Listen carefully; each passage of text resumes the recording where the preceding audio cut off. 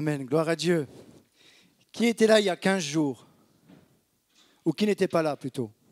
Il y a 15 jours de ça? Voilà, donc je vais simplement revenir rapidement sur le message d'il y a 15 jours. C'était être dirigé par Dieu. Et ce matin, je voudrais faire une suite et approfondir un petit peu ces points d'il y a 15 jours. C'est vrai qu'on était un petit peu fatigué il y a 15 jours avec le cancer, mais voilà, je voudrais approfondir. Je parlais de Moïse, de ce peuple d'Israël qui était esclave, qui va crier à Dieu, et Dieu va leur envoyer un libérateur, Moïse. Et ensuite, j'ai pris comme point de départ de la sortie d'Égypte tout ce cheminement du peuple d'Israël en faisant des parallèles avec l'Église, avec nos vies. Et ce matin, je reviendrai sur ces points rapidement pour m'arrêter au dernier point qui est la traversée du Jourdain.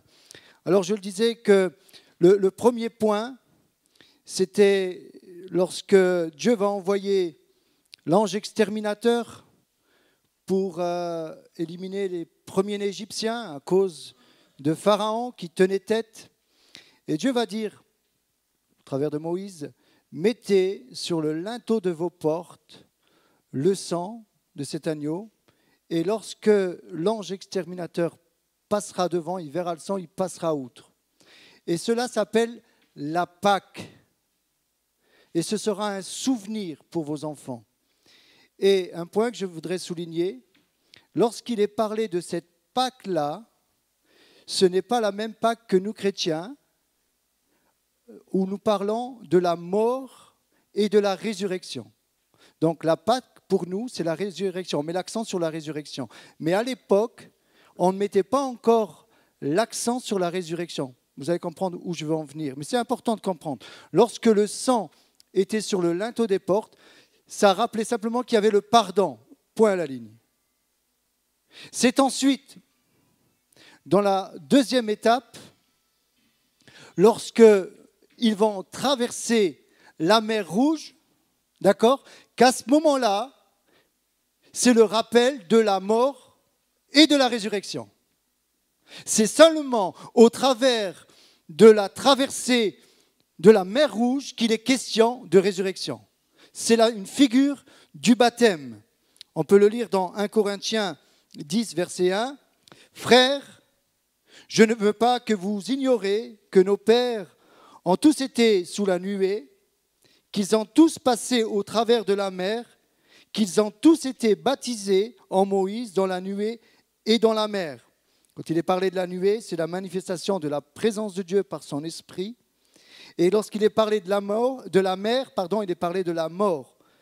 Dans les eaux, se séparèrent définitivement de leur ancienne vie et de leurs ennemis.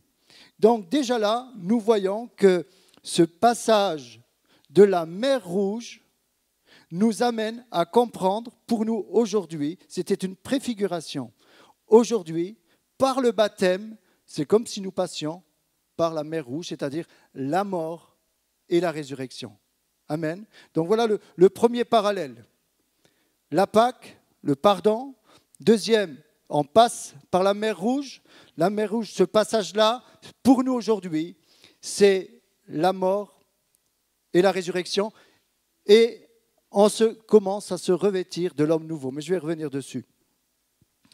Ensuite, il y a un premier passage dans le désert. Il y a le passage dans le désert après la mer Rouge. On passe par, c'est seulement un passage pour l'instant.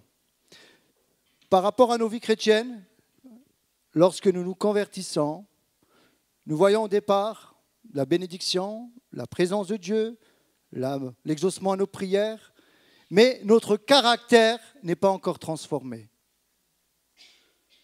Et là, il y a un passage où nous sommes encore, je dirais, sous l'effet de la bénédiction, sous l'effet de ce que nous avons vu, mais nous ne sommes pas encore transformés pleinement. Et il y a un premier passage dans le désert qui révèle notre caractère. C'est ce qui s'est passé pour le peuple de Dieu. C'est simplement un premier passage pour ensuite aller sur le mont Sinaï. On arrive au mont Sinaï, donc le caractère commence à être changé, mais pour qu'il soit vraiment transformé, il faut passer par le mont Sinaï. Le mont Sinaï, c'est là qu'on reçoit la parole. Et cette parole qu'on reçoit sur le mont Sinaï, c'est Jésus qui s'est fait chair. Jésus, cette parole qui s'est incarnée. Jésus qui s'est fait chair pour nous. Dans Jean 1,14, il nous est dit « Et la parole a été faite chair, et elle habitait parmi nous, pleine de grâce et de vérité, et nous avons contemplé sa gloire, une gloire comme la gloire du Fils unique venu du Père. » Donc cette parole qui est descendue du mont Sinaï, aujourd'hui cette parole qui est descendue du ciel, c'est Jésus pour nos vies. Et nous devons l'accepter, l'apprendre dans nos vies. Amen. Sinon, on ne va pas pouvoir entrer pleinement dans ce pays promis. Ensuite, je vais plus loin. Maintenant que nous sommes passés par le mont Sinaï, que nous avons compris que nous devons mettre sa parole à pratique, la prendre pour nous, que dans cette parole, c'est Jésus en réalité. Maintenant, il y a le passage dans le désert. La traversée, pardon. La première fois, c'était le passage. Maintenant, ça va durer beaucoup plus longtemps. Ça va durer beaucoup plus longtemps. Maintenant, c'est la traversée du désert. Maintenant que nous avons compris et que nous voulons nous engager, entendre Dieu nous parler, Dieu nous dit, ok, maintenant je vais commencer à travailler avec ta vie, à travailler avec ton caractère. Et il nous est dit dans Osée 2, 14, c'est pourquoi, voici, je veux l'attirer et la conduire au désert et je parlerai à son cœur. Donc ce matin, si tu passes par le désert, Dieu veut parler à ton cœur au travers du désert, au travers de l'épreuve.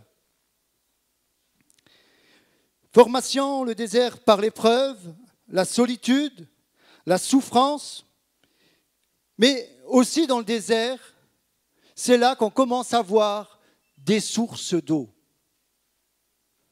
Lorsque nous sommes en plein dans l'épreuve, un moment, Dieu va permettre qu'on ne meure pas de soif, mais qu'on commence à voir des sources d'eau. Cela me fait penser à ce passage avec Agar dans Genèse 2, 21, verset 19.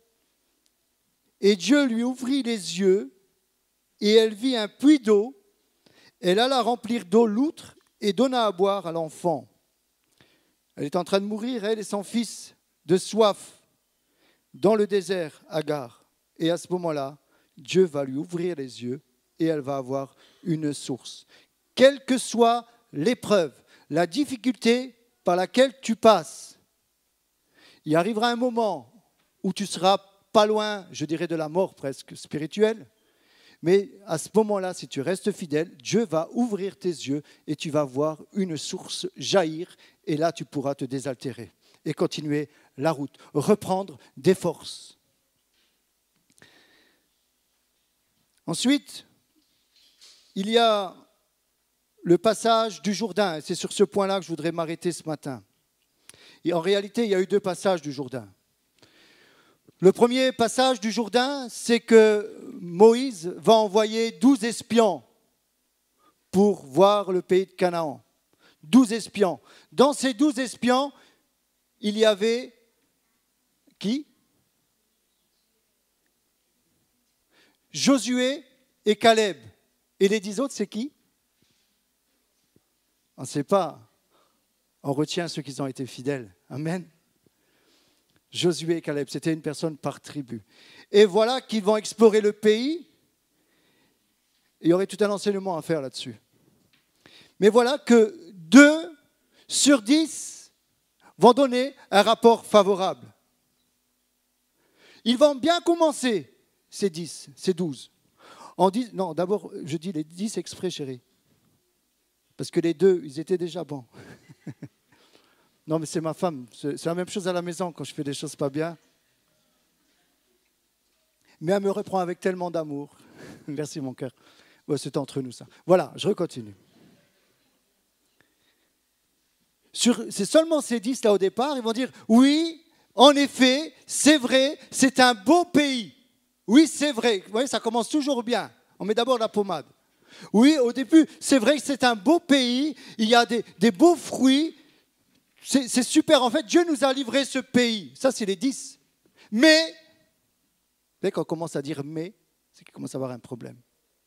Mais, oh là là, à part ça, hein, à part que Dieu nous a dit que c'était pour nous, à part que c'est pour nous le pays, mais à part ça, il y a des géants. C'est difficile. Nous, on était comme des sauterelles, eux, ils étaient des géants. Vous avez le complexe de sauterelle, d'infériorité. Se comparer à une sauterelle. Je pense que c'est disproportionné. Dans l'épreuve, dans la peur, notre vision est charnelle et disproportionnée. Il commence à avoir peur, mais ça va tellement loin. Josué et Caleb dit, mais non, ce pays, Dieu nous le donne. Et ces 10, mais non. Mais voilà qu'il va y avoir un soulèvement dans le peuple à cause de ces 10 qui ont une vision charnelle du pays de Canaan, qui ont peur. Le peuple, un moment, veut même lapider Moïse. Mais ça devient grave à cause de 10 rapports qui étaient mauvais. Pourquoi ? Parce que leur vision était charnelle, basée sur la peur. Ça va même beaucoup plus loin. Je ne vais pas rentrer dans les détails. Mais ces personnes, ce peuple qui va se soulever, ils vont oser dire à Moïse, tu nous as sortis d'Égypte, de ce pays où coulait le lait et le miel. C'est fou. Je ne rentre pas trop dans les détails parce que ça va m'exciter. Mais les 2 autres vont commencer à dire, mais non, il faut y aller, Josué et Caleb. Je vais plus loin. Donc, ils ont été 40 jours pour explorer ce pays. Et ensuite, ils vont revenir. Dieu veut détruire le peuple. Moïse dit non. Moïse est un type de Christ à ce moment-là, comme intercesseur. Il va dire non, il va prier pour que Dieu ne détruise pas le peuple à cause de leurs péchés. Cela nous parle de Jésus qui intercède pour nous auprès du Père. Et là, le peuple va payer cher. 40 ans dans le désert, afin que toute cette génération va mourir. Ils étaient à 13 jours de passer dans le pays de Canaan, mais à cause de leur rébellion, à cause de leur incrédulité, 40 ans dans le désert.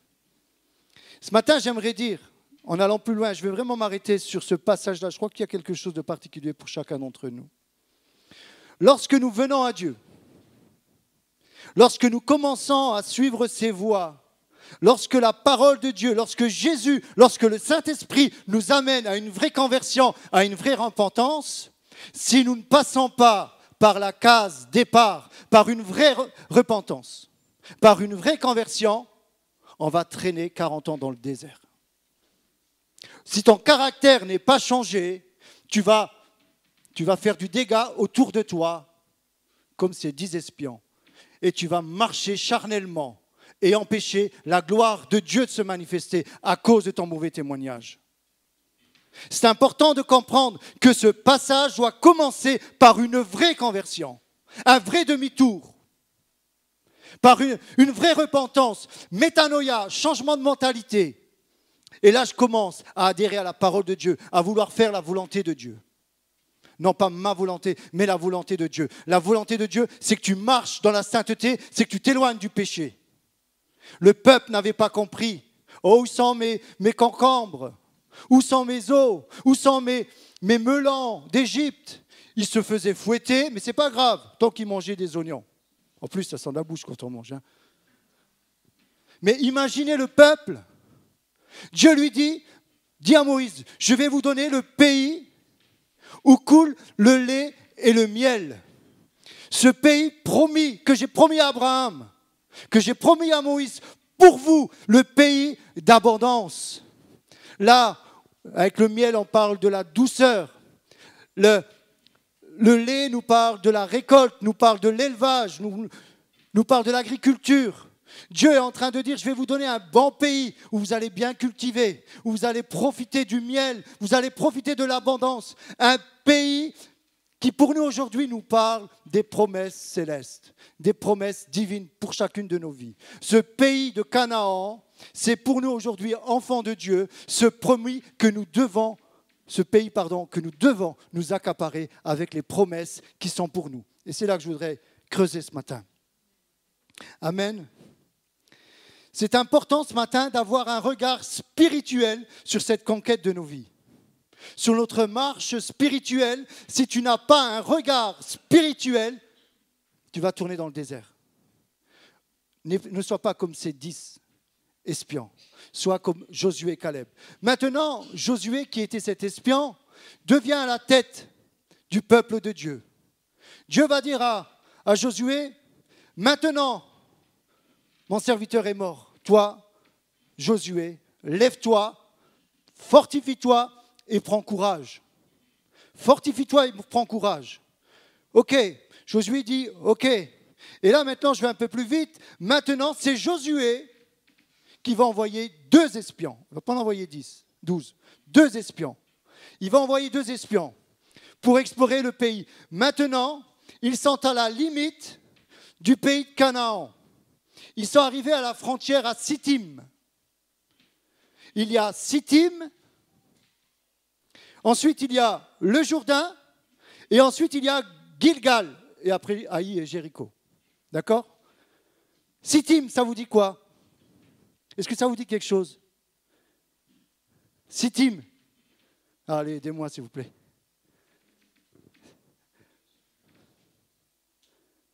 L'autel? Comment ils étaient faits les autels? Le bois d'acacia, c'était quoi? C'était Sittim. Sittim, c'est Acacia. Cette ville d'Acacia s'appelait Sittim. Qu'est-ce que je disais? C'est très important, là on va plus loin. Lorsque Dieu va dire à Moïse de faire le tabernacle, on a parlé des 2 autels. L'autel des holocaustes, qui était à l'extérieur. Cet autel était fait en bois de Sittim, recouvert de bronze. Ce qui veut dire que le Sittim, l'acacia, nous parle de notre humanité. Notre humanité, dans cet autel des holocaustes, a été revêtue du jugement de Dieu. Par le sacrifice des animaux, nous sommes purifiés, nous pouvons aller plus loin avec Dieu. Nous sommes pardonnés. Cet autel nous parle de Jésus, le jugement de Dieu qui est tombé sur lui. Le châtiment qui nous donne la paix est tombé sur lui. Amen. Et c'est par ces meurtrissures que nous sommes guéris. Donc cet autel des holocaustes a été fait en bois de Sittim, donc recouvert de bronze, c'est-à-dire le jugement de Dieu. Ensuite, on va plus loin, à l'autel des parfums. Cet autel des parfums a été fait aussi en bois de Sittim, recouvert d'or. Ce qui veut dire que notre humanité a été recouverte par la divinité de Christ. Et maintenant, nous pouvons entrer dans le lieu très saint, parce que Dieu nous voit au travers de la justice de Jésus-Christ. Nous sommes revêtus, nous sommes identifiés à Jésus-Christ aujourd'hui. C'est important de comprendre. Et là maintenant, nous sommes à Sittim et nous devons aller dans les pays où coule le lait et le miel. Ce qui veut dire, c'est que maintenant, nous sommes dans notre humanité recouverts de l'esprit, recouverts des promesses de Dieu, recouverts de la parole de Dieu qui nous dit « Va conquérir ce terrain. Je te revais de ma parole, de ma puissance, de mon esprit. » Pour aller à Gilgal. Gilgal, c'est quoi? Gilgal, ça veut dire rouler, pierre. Il nous est parlé à un moment de ce passage où il était question que Dieu va rouler la pierre. Une ville y fut bâtie et prit le nom de Gilgal, à cause de la circoncision que le peuple reçut en cet endroit. Voilà, c'est les notes que j'ai prises. Parce qu'après cette opération, le Seigneur dit « J'ai roulé, enlevé de dessus vous l'opprobre d'Égypte. » Rouler. Gilgal signifie rouler. Cet opprobre a été enlevé de nos vies maintenant. En fait,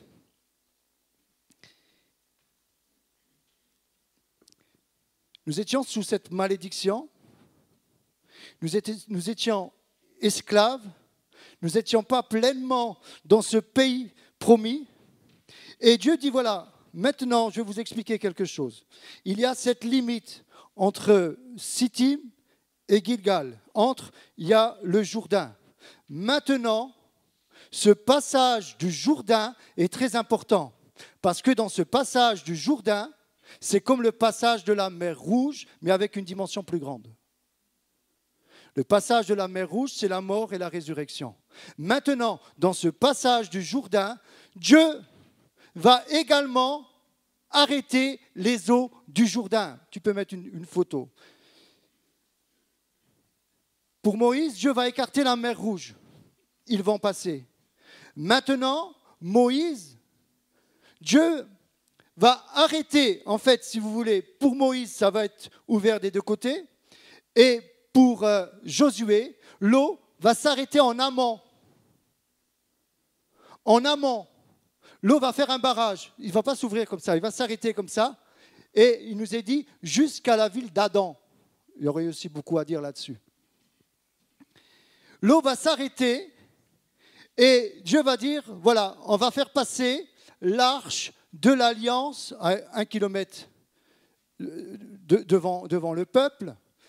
Et là, dans ce Jourdain, je vais demander à 12 personnes de 12 tribus de prendre une pierre afin de faire un mémorial.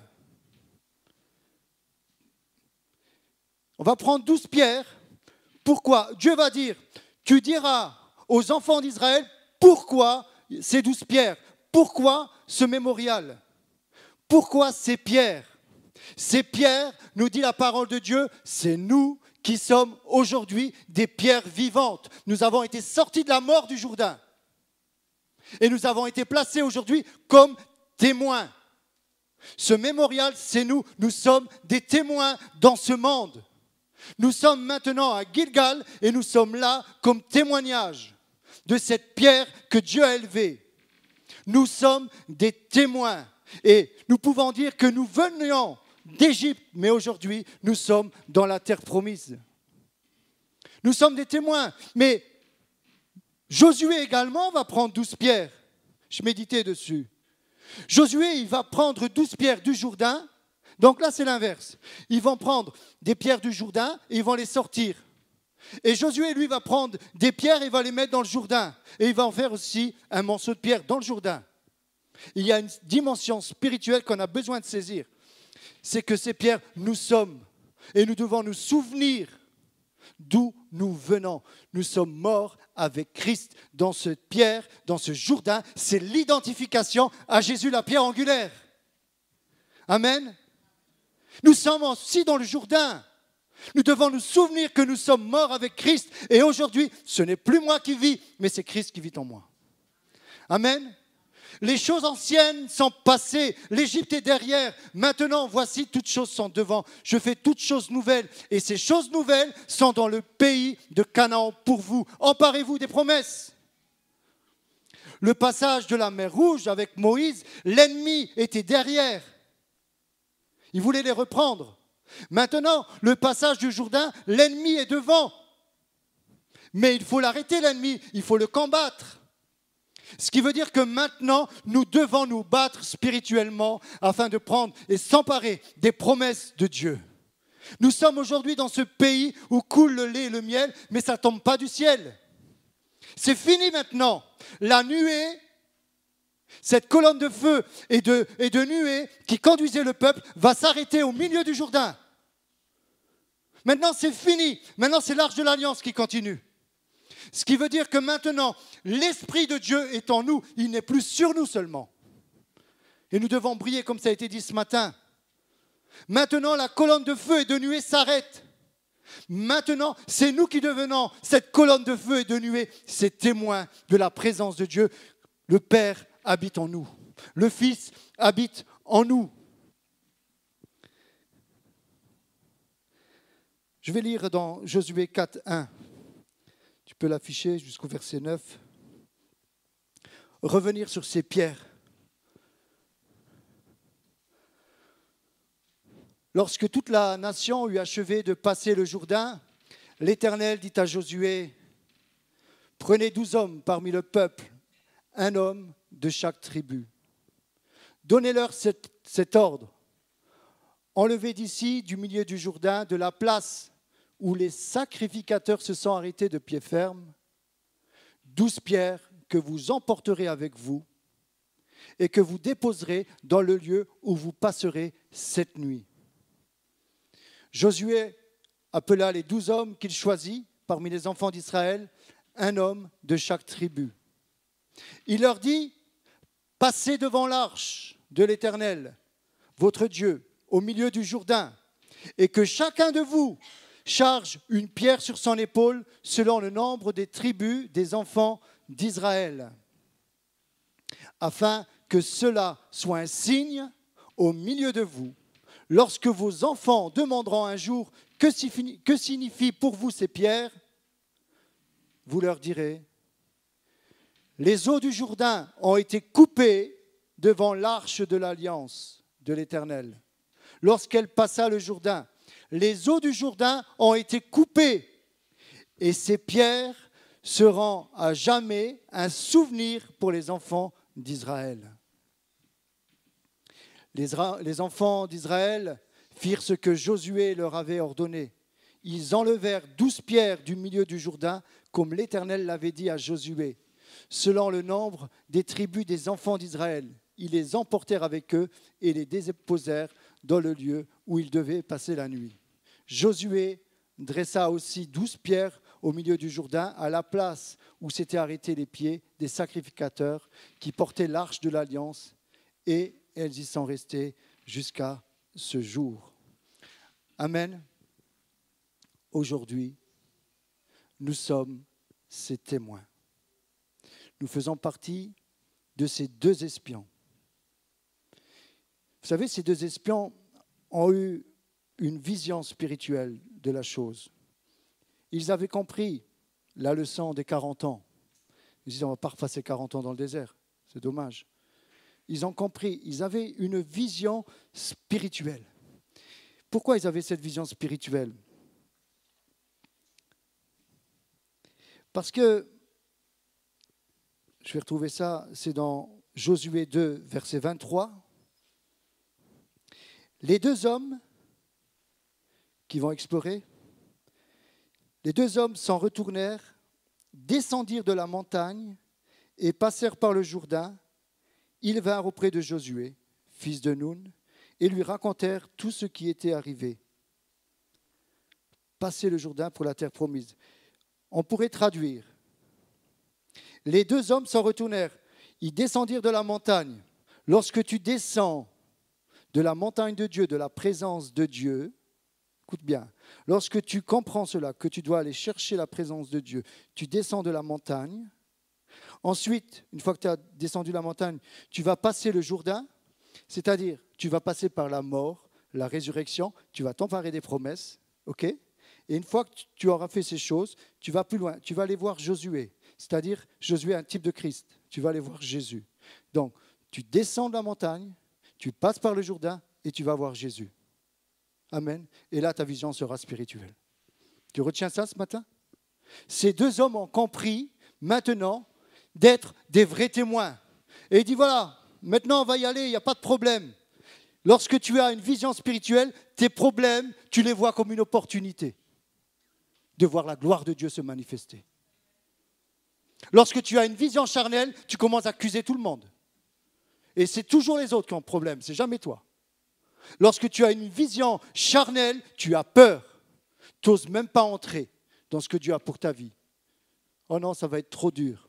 Dieu te dit, vas-y avec la force que je te donne, va avec la force que tu as. Mais le diable veut nous anesthésier, veut nous faire croire que nous sommes des faibles, que nous ne sommes pas capables et que notre vie s'arrête là. Dieu dit non, fortifie-toi et prends courage. Ne regarde pas ces géants, je vous les ai donnés. Allez-y, ça ne va pas tomber du ciel. Prenez votre épée maintenant et allez combattre. Cette épée nous parle de la parole de l'Esprit, la parole de Dieu, l'épée de l'Esprit. Nous avons besoin de saisir ce qu'est la parole pour entrer pleinement dans cette terre promise. Il y a des promesses pour ta vie. Est-ce que tu as passé le Jourdain ?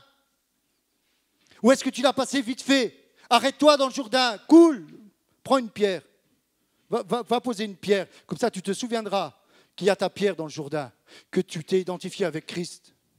Passe par le Jourdain. Est-ce que tu es passé ou tu es sauté au-dessus? Tu dois passer par le Jourdain.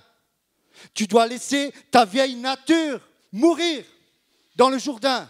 Tu es mort avec Christ et tu dois te revêtir de cet homme nouveau dans le baptême, dans cette nouvelle naissance et commencer à marcher par l'Esprit avec ton intelligence renouvelée. Tu commences à parler spirituellement maintenant. Tu commences à voir les choses spirituellement. Il y a une grande épreuve, le ciel est noir et sombre.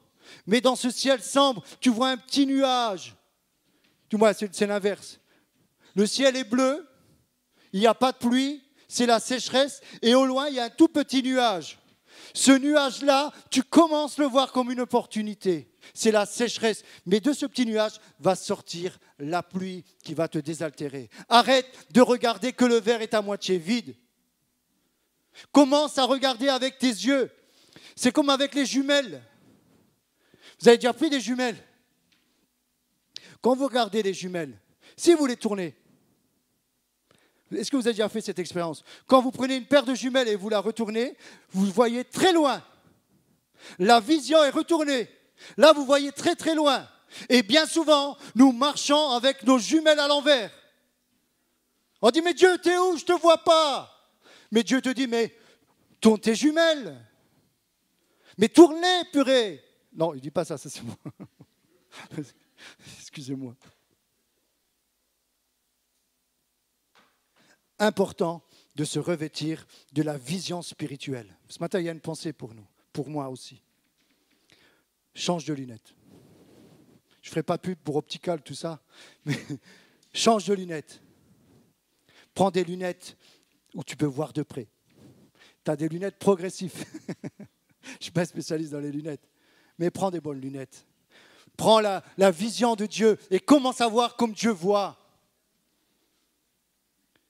Que ta volonté soit faite sur la terre comme elle est faite dans le ciel. Voilà une vision spirituelle.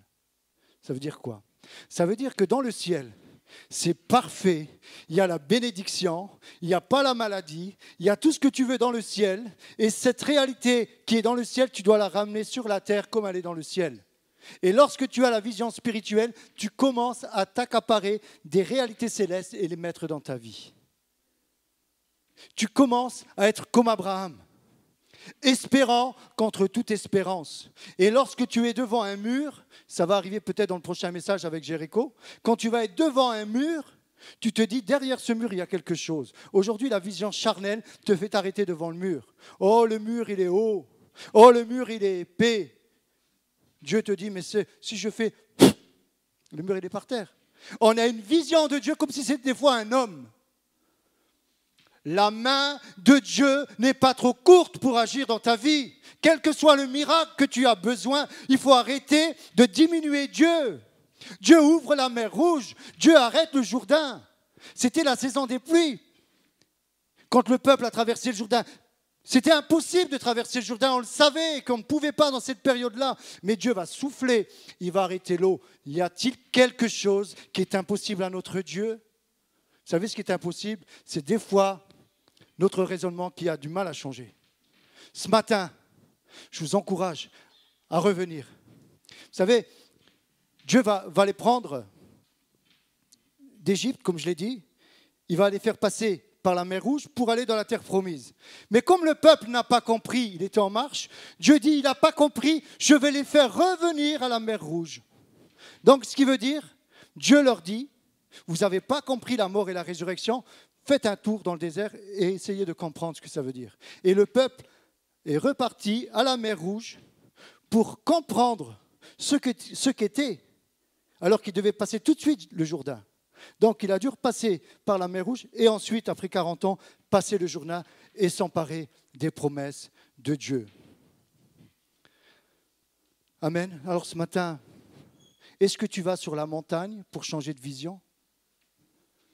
Est-ce que tu vas sur cette montagne et ensuite, quand tu es sur cette montagne dans la prière, tu dis Seigneur, merci parce que je suis dans ta présence, dans l'adoration, je suis avec toi, assis avec Christ dans les lieux célestes. Maintenant, je descends de cette montagne et je veux repasser par le Jourdain. Je veux me souvenir, Seigneur, que tout est grâce, que je suis mort et ressuscité avec Christ, et maintenant je me revêts de l'homme nouveau pour passer dans les promesses, dans le pays de la terre promise. Est-ce que ce matin, tu veux passer par ce Jourdain? Est-ce que tu veux laisser ton mauvais caractère dans la mer? Est-ce que tu veux être transformé? Est-ce que ceux qui sont à tes côtés, lorsqu'ils te voient, lorsqu'ils t'entendent, ils disent ça, comme je le disais dernière, il est saint, il est pur et il est salé. Je parlais de l'hôtel des parfums. Soyons des témoins. Nous pouvons gagner beaucoup de personnes si nous sommes honnêtes, droits, justes, intègres. Si nous reflétons l'amour, mais bien souvent, et je bénis Dieu pour ce que nous sommes en train de vivre ici, parce que je bénis Dieu, on sent vraiment que ça grandit au niveau de l'amour, au niveau de l'accueil et au niveau de toutes ces choses. Je suis vraiment reconnaissant à Dieu. Et je crois que beaucoup de personnes vont venir lorsqu'ils se sentiront aimés. Amen. Amen. Alors, ce matin, je ferai simplement un appel avant qu'Alexandre nous conduise plus loin. Je vous invite à fermer les yeux.